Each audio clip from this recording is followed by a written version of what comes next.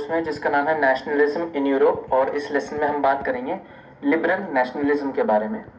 ये कोर्स मेरे यानी चिराग जैन द्वारा प्रस्तुत किया जा रहा है और आप मुझे अनअकैडमी पर इस लिंक के द्वारा फॉलो कर सकते हैं। तो दोस्तों वापस से हम अपनी टाइमलाइन पर आते हैं। तो अभी हमने फ्रेंच रेवोल्यूशन के बारे में बात की थी और 1797 में नेपोलियन जो है इटली को इन्वेड करता है और जो नेपोलियनिक वॉर्स हैं वो शुरू हो जाते हैं।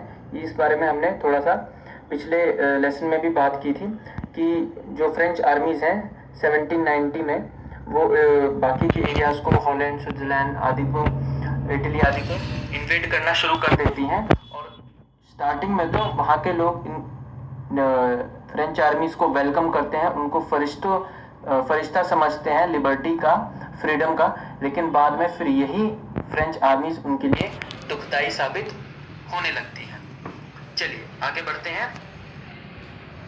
तो बात करते हैं लिबरल नेशनलिज्म की। तो दोस्तों पिछले लेसन में हमने एक नई मिडिल क्लास के बारे में बात की थी जो यूरोप में इंडस्ट्रियल रेवोल्यूशन के बाद उत्पन्न हुई थी। तो ये जो आइडियाज़ हैं नेशनल यूनिटी के, जो 19वीं शताब्दी की शुरुआत में पूरे यूरोप भर में फैल रहे थे, ये जो लिबरलिज्म की आइडियोलॉजी है इससे ही बने थे। तो लिबरलिज्म जो ये शब्द है ये लैटिन के शब्द लिबर से बना है जिसका मतलब होता है फ्री, आज़ादी। तो ये जो नई मिडिल क्लास है इसके लिए लिबरलिज्म का क्या मतलब था? इसके लिए मतलब था कि आज़ादी एक व्यक्ति की और इक्वालिटी बिफोर द लॉ, यानी लॉ के सामने सभी बराबर हों, सभी इक्वल हों। नई मिडिल क्लास के लिए लिबरलिज्म का मतलब यही था और इसको हम सोशल लिबरलिज्म के नाम से भी कह सकते हैं। बेसिकली लिबरलिज्म जो है वो 3 रूप में हो सकती है, सोशल यानी सामाजिक, पॉलिटिकल और इकोनॉमिक यानी आर्थिक।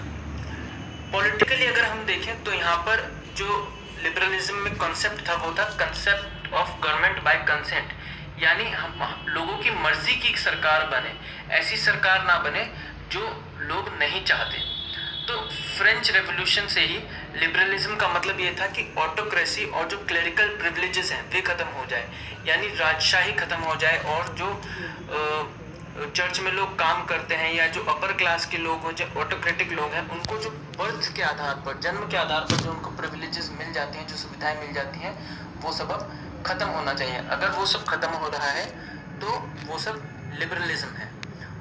तो इन सब का खात्मा होना और एक संविधान और एक रिप्रेजेंटेटिव गवर्नमेंट का पार्लियामेंट के द्वारा बनना, ये सभी पॉलिटिकल लिबरलिज्म के अंडर आता है। ठीक है। तो 19वीं सेंचुरी के जो लिबरल्स होते थे वो प्राइवेट प्रॉपर्टी की इनवायलेटिबिलिटी की ओर भी स्ट्रेस करते थे। वो मानते थे कि जो प्राइवेट प्रॉपर्टी है वो सबका अधिकार होना चाहिए, सबके पास ये समान अधिकार होने चाहिए कि वे प्राइवेट प्रॉपर्टी रख सके। फ्रेंच रेवोल्यूशन से पहले सभी को प्राइवेट प्रॉपर्टी रखने का अधिकार नहीं था। लेकिन जब हम यहाँ पर इस पॉलिटिकल लिबरलिज्म की बात करते हैं कि एक संविधान के दायरे में एक रिप्रेजेंटेटिव सरकार बननी चाहिए पार्लियामेंट के द्वारा, तो क्या जब हम यहाँ पर रिप्रेजेंटेटिव गवर्नमेंट की बात करते हैं तो क्या हम उसमें औरतों को भी जोड़ते हैं, या क्या हम यहाँ पर फिर यूनिवर्सल सफरेज मतलब राइट टू वोट, तो क्या हम यूनिवर्सल राइट टू वोट की बात कर रहे हैं? जी नहीं, ऐसा जरूरी नहीं है। इक्वालिटी बिफोर द लॉ यानी लॉ के सामने सब बराबर हैं, इसका जरूरी मतलब ये नहीं है कि हम यूनिवर्सल सफरेज या यूनिवर्सल राइट टू वोट की बात कर रहे हैं। अगर आपको याद है फ्रांस में भी जो राइट टू वोट था, और अगर आपको इलेक्शन में खड़ा होना है तो उसके लिए भी जो राइट थी वो सिर्फ कुछ ही लोगों को प्राप्त थी और वे एक्टिव सिटीजन्स कहलाते थे, यानी वो मैन या वो लोग जिनके पास प्रॉपर्टी होती थी। वो लोग जिनके पास प्रॉपर्टी नहीं है और औरतों को इससे बाहर रखा गया था और उन्हें पैसिव सिटीजन्स कहा गया था, यानी ना तो उन्हें वोट देने का अधिकार था और ना ही इलेक्शन में खड़े होने का उनको अधिकार दिया गया था रेवोल्यूशनरी फ्रांस में। सिर्फ एक जैकोबिन्स के अंडर एक छोटा सा पीरियड आया था, एक छोटा सा समय आया था जब सभी जो एडल्ट मेल्स थे उनको राइट टू वोट का अधिकार दिया गया था। लेकिन फिर से जब नेपोलियनिक कोड लागू हुआ, जब नेपोलियन का राज शुरू हुआ और उसने नेपोलियनिक कोड लागू किया, तो वापस से फिर लिमिटेड सफरेज या लिमिटेड राइट टू वोट शुरू हो गए। और जो वुमेन है उसका जो स्टेटस है वो माइनर का कर दिया गया है। यानी वुमेन को ये माना जाता था कि वो जो है एक पहले अपने पिता के अधीन है, फिर अपने हस्बैंड के अधीन है और फिर अपने बेटे के ऊपर निर्भर है, तो इसलिए उसको वोट के अधिकार की जरूरत नहीं है। यानी वो किसी ना किसी पर निर्भर है और उसकी रिस्पॉन्सिबिलिटी है। तो इस कारण से क्या होता था, वुमेन और वो लोग जिनके पास प्रॉपर्टी नहीं होती थी, उन्होंने अलग अलग प्रकार के ऑपोजिशन मूवमेंट स्टार्ट किए, जिसमें वे डिमांड करते थे कि उनके पास इक्वल पॉलिटिकल राइट्स होनी चाहिए, यानी उन्हें भी उसी प्रकार के समान अधिकार मिलने चाहिए इलेक्शन में खड़े होने के और वोट डालने के, जिस प्रकार से एक्टिव सिटीजन यानी प्रॉपर्टी वाले व्यक्तियों को मिले हुए हैं। और ये जो मूवमेंट्स हैं, ये जो ऑपोजिशन मूवमेंट्स हैं, ये काफ़ी प्रबल हो गए 19th सेंचुरी में और अर्ली 20th सेंचुरी में। अब बात करते हैं आर्थिक लिबरलिज्म की, इकोनॉमिक लिबरलिज्म की, क्योंकि अभी तक हमने बात की सोशल लिबरलिज्म की और पॉलिटिकल लिबरलिज्म की। तो अगर हम इकोनॉमिक रूप में देखें तो लिबरलिज्म का मतलब था कि मार्केट्स का फ्री हो जाना, यानी एक एरिया से दूसरे एरिया में ट्रेड करना आसान हो जाना। और ये जो स्टेट के द्वारा लगाए हुए रिस्ट्रिक्शंस थे गुड्स और कैपिटल के मूवमेंट पे, इनका खात्मा होना, इसका मतलब था इकोनॉमिक लिबरलिज्म। 19वीं शताब्दी में बहुत ज़्यादा स्ट्रॉन्ग डिमांड थी, खासतौर पर मिडिल क्लासेस द्वारा, कि मार्केट्स को और ज़्यादा फ्री किया जाए और जो ट्रेड है गुड्स और कैपिटल का, उसको और ज़्यादा आसान किया जाए। और जो नेपोलियन के एडमिनिस्ट्रेटिव लॉज हैं, उन्होंने कई सारी स्मॉल जो प्रिंसिपैलिटीज़ थी 39 स्टेट्स की, इसको एक बड़े स्टेट में बदल दिया था, क्योंकि नेपोलियन क्या कर रहा था, वो यूरोप पर राज करता हुआ जा रहा था और अपने अंडर टेरिटरीज को लेता हुआ जा रहा था। तो पहले अगर आप जर्मन स्टेट्स देखें या इटली के स्टेट्स देखें, तो वो बहुत छोटे छोटे रजवाड़े हुआ करते थे और हर रजवाड़े की अपनी एक करेंसी होती थी, अपना एक सिस्टम ऑफ मेजरमेंट होता था। तो अगर किसी व्यक्ति को एक एरिया से दूसरे एरिया में जाना होता था तो फिर उसको काफ़ी दिक्कत होती थी और इस वजह से ट्रेडिंग बहुत मुश्किल हो जाती थी। तो नेपोलियन ने जो एडमिनिस्ट्रेशन बहुत आसान कर दी थी और कई सारी छोटी छोटी प्रिंसिपैलिटीज़ थी, अब वो एक कॉन्फेडरेशन बन गए थे, एक ग्रुप बन गए थे 39 स्टेट्स का। ठीक है, तो सभी के पास अपनी अपनी करेंसी थी, अपना अपना वेट्स और मेजर्स था। जैसा कि मैंने आपको बताया, ये छोटी छोटी प्रिंसिपैलिटीज़ के पास अपना अपना करेंसी हुआ करता था, अपना अपना वेट और मेजर हुआ करता था। तो आप इस चीज़ से अंदाज़ा लगा सकते हैं कि किस तरह से एक मर्चेंट को दिक्कत आती होगी। तो ये है यहाँ पर हैम्सबर्ग और ये है यहाँ पर न्यूरमबर्ग। तो 1833 में अगर एक मर्चेंट को हैम्बर्ग से न्यूरमबर्ग जाना हो अपने सामान को बेचने के लिए, तो उसको 11 कस्टम बैरियर से गुजरना पड़ता था और हर जगह उसको 5% की कस्टम ड्यूटी देनी पड़ती थी। तो सोचिए कितना ज़्यादा बैठ गया। ठीक है, और साथ ही साथ ड्यूटीज़ जो ली जाती थी वो जो सामान है उसके वेट या मेजरमेंट के आधार पर ली जाती थी। जनरली जैसे अगर आपको टेक्सटाइल मटेरियल बेचना है तो उसकी जो यूनिट थी मेजरमेंट की वो होती थी LE। ठीक है, तो अगर आप फ्रैंकफर्ट में हैं तो वहाँ पर एक LA का मतलब है 54.7 सेंटीमीटर, मेंस में है तो 5.1 सेंटीमीटर, न्यूरमबर्ग में है तो 65.6 सेंटीमीटर और फ्रीबर्ग में है तो 53.5 सेंटीमीटर।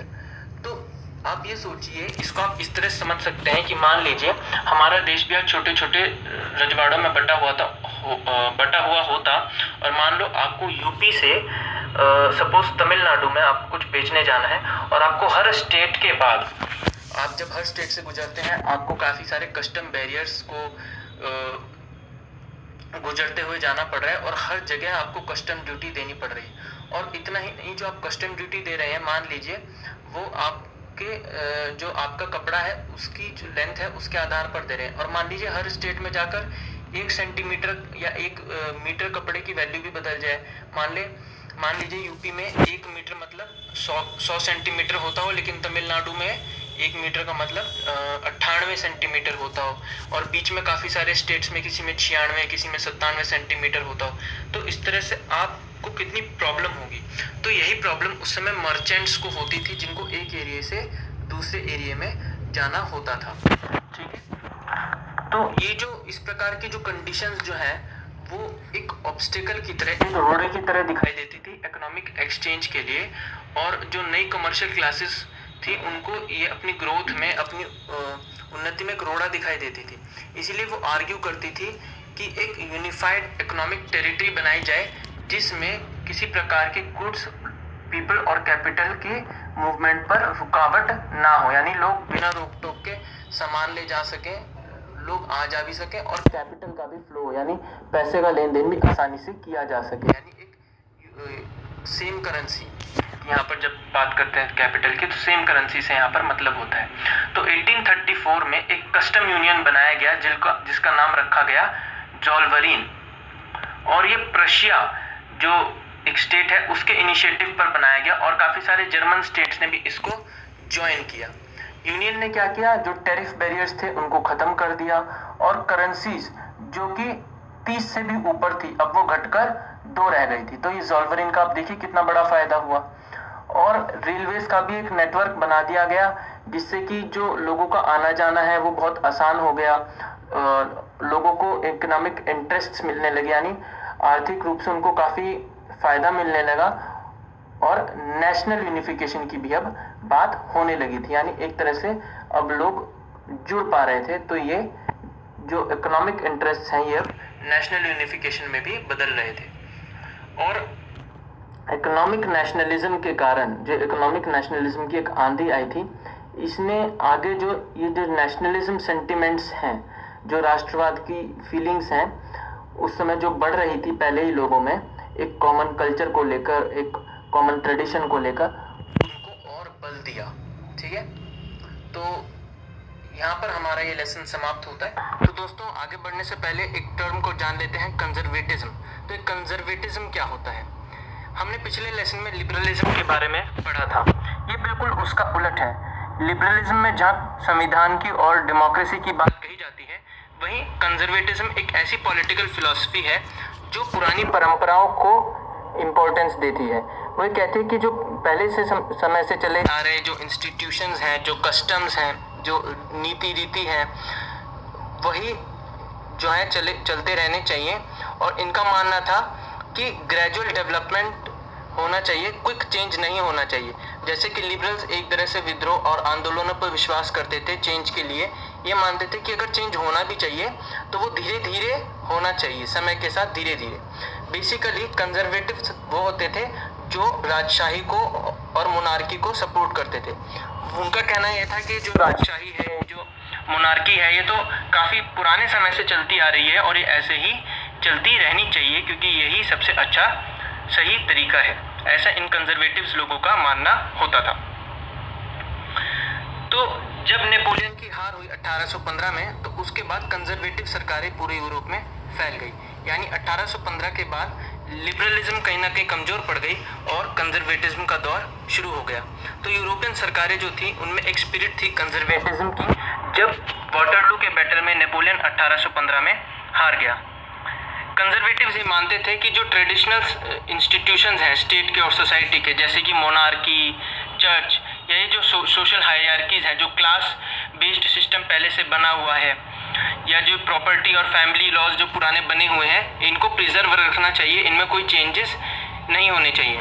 हालांकि इनका ये भी मानना था कि इसका मतलब ये नहीं है कि जो फ्रेंच रेवोल्यूशन से पहले की सोसाइटी का दौर है हम बिल्कुल उस पर ही पहुंच जाएं, बल्कि इनका तो ये मानना था कि मॉडर्नाइजेशन के साथ साथ ट्रेडिशनल इंस्टीट्यूशंस जैसे कि राजशाही, मोनार्की को और ज़्यादा बल मिल सकता है, वो और ज़्यादा स्टेट पावर को इफेक्टिव और स्ट्रॉन्ग बना सकती है। एक मॉडर्न आर्मी, एक एफिशिएंट ब्यूरोक्रेसी और एक डायनामिक यानी फ्री इकोनॉमी, और फ्यूडलिज्म और सर्फडम का एबॉलिश हो जाना यानी खात्मा हो जाना, ये सभी जो है ऑटोक्रेटिक मोनार्कीज को यूरोप की और ज़्यादा स्ट्रेंथन कर सकती हैं और ज़्यादा पावरफुल बना सकती हैं, ऐसा इन कंजर्वेटिव्स का मानना था। यानी ये मोनार्की या पुरानी परंपराएं जैसे कि चर्च आदि तो चाहते थे, लेकिन कुछ बुरी प्रथाएं जैसे कि फ्यूडलिज्म और सर्फडम को भी खत्म होते देखना चाहते थे। इसी कड़ी में एक ट्रीटी की गई वियना में। तो 1815 में जो यूरोप की बड़ी बड़ी पावर्स थी, ब्रिटेन, रशिया, प्रशिया और ऑस्ट्रिया, जिन्होंने मिलकर नेपोलियन को हराया था, वो वियना में मिली ताकि यूरोप के लिए एक सेटलमेंट तैयार किया जा सके। और ये जो मीटिंग थी, इसके हेड थे ऑस्ट्रिया के चांसलर ड्यूक मेटरनिच। इस मीटिंग का सबसे बड़ा ऑब्जेक्टिव यही था कि यूरोप में नेपोलियनिक वॉर्स के दौरान जो भी चेंजेस आए थे उन सबको अंडू करना और यूरोप को उससे पहले के समय में वापस पहुंचा देना। तो बर्बन डायनेस्टी, जिसको फ्रेंच रेवोल्यूशन के दौरान वहाँ से हटा दिया गया था, उसको वापस सत्ता में लाया गया और फ्रांस ने वो सारी टेरिटरीज वो हार गया, वो छोड़ दी जो उसने नेपोलियन के राज में जीती थी। साथ ही साथ काफ़ी सारे छोटे छोटे स्टेट्स फ्रांस की बाउंड्रीज पर सेट कर दिए गए, जिससे कि फ्रांस का जो एक्सपेंशन है अब वो फ्यूचर में आसानी से ना हो सके। तो जो चेंजेस किए गए वो इस प्रकार थे। नेदरलैंड्स का जो किंगडम था, जिसमें बेल्जियम भी आता था, चेंजेस किए गए वो इस प्रकार थे। नेदरलैंड्स का जो किंगडम था, जिसमें बेल्जियम भी आता था, वो नॉर्थ में सेट किया गया और जिनोआ जो है वो पीडमेंट में ऐड कर दिया गया साउथ में। प्रशिया को कुछ इंपॉर्टेंट नई टेरिटरीज मिली उसके वेस्टर्न इलाके में और ऑस्ट्रिया को नॉर्दर्न इटली का कंट्रोल दे दिया गया। लेकिन जो जर्मन कॉन्फेडरेशन था 39 स्टेट्स का, जो नेपोलियन द्वारा सेट किया गया था, उसको छेड़ा नहीं गया। तो दोस्तों, कॉन्फेडरेशन का मतलब है कि जर्मनी जो है वो छोटे छोटे इलाकों में, स्टेट्स में बटे हुआ था, जहाँ छोटे छोटे राजाओं का राज था। तो ये राजाओं ने एक ग्रुप बना लिया था अलग अलग संधियों के द्वारा कि कभी भी कोई हम पर हमला करेगा तो हम साथ हैं, ताकि इनका वजूद रह सके, या इकोनॉमिकली आर्थिक रूप से भी हम साथ हैं, हम एक ही करेंसी यूज़ करेंगे ताकि ट्रेड को बढ़ावा मिल सके। तो इस प्रकार से इन्होंने एक अपना कॉन्फेडरेशन, एक ग्रुप बना लिया था, लेकिन अपने आप में छोटे छोटे स्टेट्स स्वतंत्र थे, यहाँ के राजा स्वतंत्र थे। तो इसी को जर्मन कॉन्फेडरेशन कहा गया है और ये 39 स्टेट्स का एक ग्रुप था। तो इसको छेड़ा नहीं गया, इसको ऐसे का ऐसा ही रहने दिया गया। फिर ईस्ट में रशिया को पोलैंड का कुछ हिस्सा दे दिया गया और प्रशिया को सैक्सोनी एक जगह है उसका पोर्शन दे दिया गया।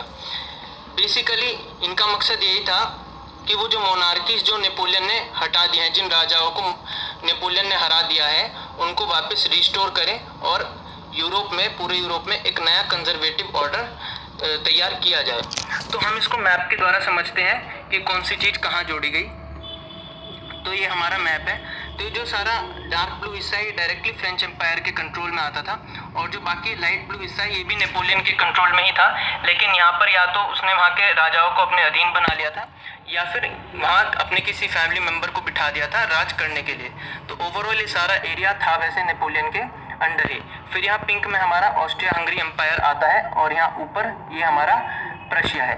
नीचे डार्क ग्रीन में हमारा ऑटोमन एम्पायर आता है और ये लाइट ग्रीन में हमारा रशिया का एरिया आता है।